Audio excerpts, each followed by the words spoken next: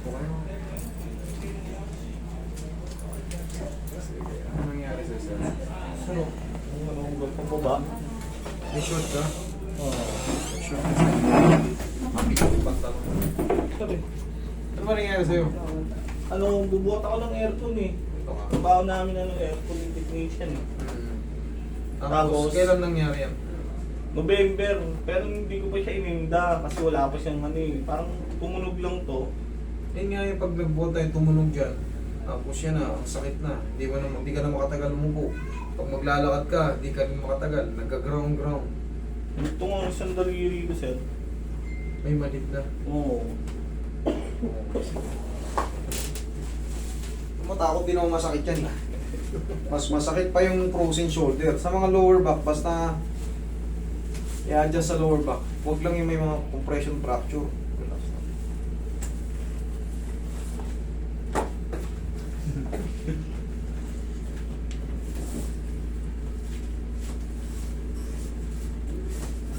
Oh, sakit ba? Hindi naman. Takot. Ito ka to. Saka.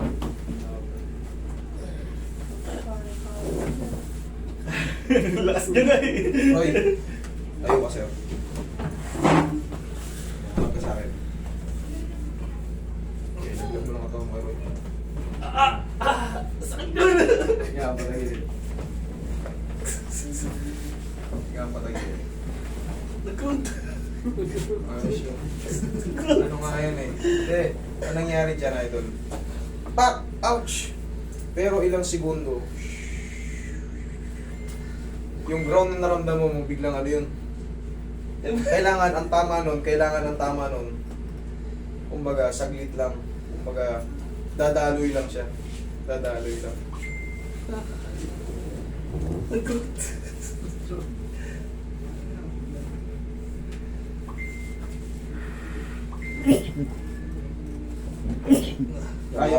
Kaya mo yung ganyang posisyon? Hindi. Kaya. Okay, sige. Relax na.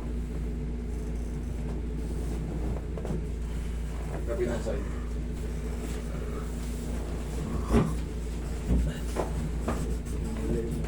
Matatakotin pala to si Sir.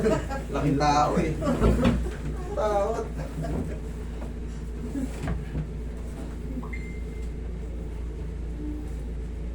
Kasi pag yan hindi mo pinaayos, dire-diretso ka na yan. Ngayon medyo nakaganon ka na oh. Maluktot na. Diba? Paluktot ka na pag yan. Pero yan, pag na-adjust yan, abangan mo 4 to 5 days. Diretso ka na ulit. Hindi kagad yan, hindi kagad yan masisiro-siro kasi kasagsagan pa ng pamamalaya. Huwag mo labanan na.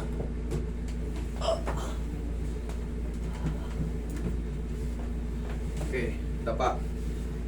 Dapa ka. Nabubuhat na po ako. Bigat eh. Bawa ako dito. Sakto may mukha mo sa butas.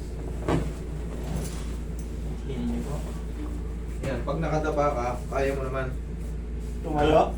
Hindi, pag nakadapa ka, Okay naman. okay naman. Okay, hindi ka namamanhid. Hindi. Okay, ganyan ka lang muna.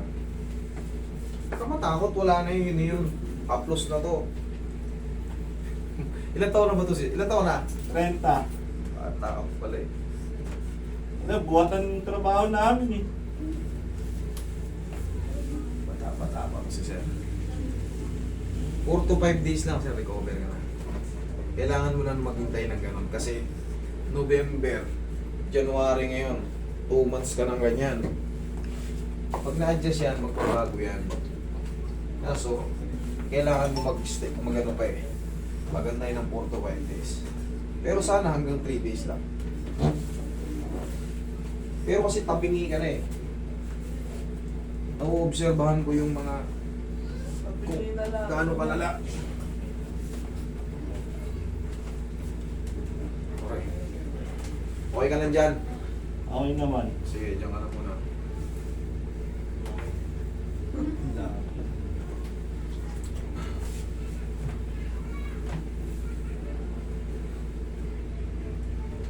Kung kakayanin mo ay doon magpabagaan pa ng kaunti, dihaya ka.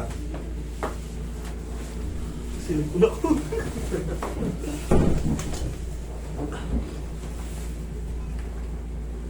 Sugat sa ino. Taas mo ulit yung balakang mo. Umulikat ako.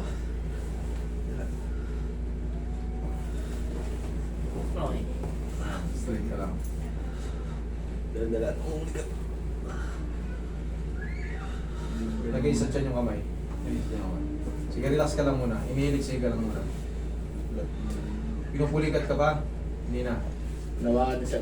Yan. Okay, sige. Hindi ka na ata nakakapag-exercise, kaya pinupulikat ka agad eh. Lagi ayaw pinupalikat. Lagi kang pinupulikat, baka mababa yung magnesium potassium mo. Okay, relax lang muna. Inhale. Exhale. Isa pa. Inhale. Down. Huwag mo labanan, huwag mo ibalik. Inhale, exhale lang. Inhale. Exhale. Yan. Huwag mong babalik. Ano ko yan, ma-observe ako. Kumahaba sa ganito. Correct, tatama yan. Basta, kita mo, sa leg kita inatak, tumama yun. Oo, ba't kaya? Layo ah. Di ba sabi na doon si Kuya connect. Ganito yan. Siyempre, kayo ay walang knowledge about dyan. Yung spine natin, abot dyan sa balakang. Spinal cord natin. Kaya yung hinahatak dyan, sa leg. Pero pag sa hospital, dito kayo traksyonin. Ikigrip kayo dito.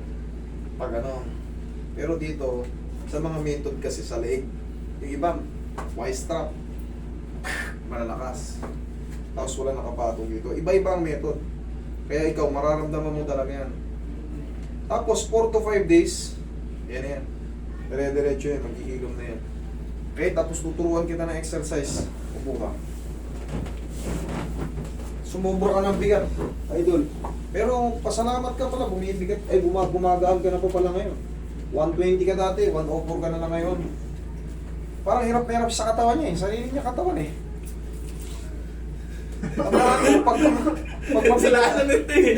Pag mabigat tayo, mas nako-compress yung disc natin. Okay? Kaya medyo... Ang yayaan na. Papayagan. Pwede naman kumain ng kumain eh. Ang kailangan lang naman natin, sabayan din natin ng walking, papawis din. Hindi po pwedeng pagkatapos natin kumain, tulog tayo. Yun. Sa pool. Yun ang mahirap. Pagkatapos natin kumain, busog na busog tayo, mamaya-maya umihilik na tayo sa upuan o sa sopa. Pa-check up ako sir eh. Nakaraan, ito yung sa akin eh. Okay lang yan. Sa tulong ko, mabilis ka makaka-recover. Okay? 3 times a day. 2 times sa day lang pwede na yan. Kasi iba na to, may adjustment na to eh. Okay? Ganun pa rin, ganun pa rin pala namin. Kaya nga, yan, basta may reseta sa inyo, okay yan. Pero, bawasan mo lang ng isa. Ganun gumaan din naman ako sir eh. Onti lang gumaan. Dire-diretso na kasi may trauma pa yan, medyo may kabigatan tayo. 3 to 4 days o 4 to 5 days, tayo ka. Tapos pagising mo sa umaga, ganyan idol. 1, 2, 1, yun lang. Okay na. Okay po ko ulit. Ano ko, tapos na. Relax lang po ganun. Okay? Sige. Tapos, pagkatapos mo kumain, mag-take ka lang yan. Basta prescribe ng doktor. Sa tulong ko, sa tulong ni Doc, mabilis ka makaka-recover. Okay? Sir, ito sir. Sir, Tignan mo. yung kanya, ano? Okay ka na ha? Sige.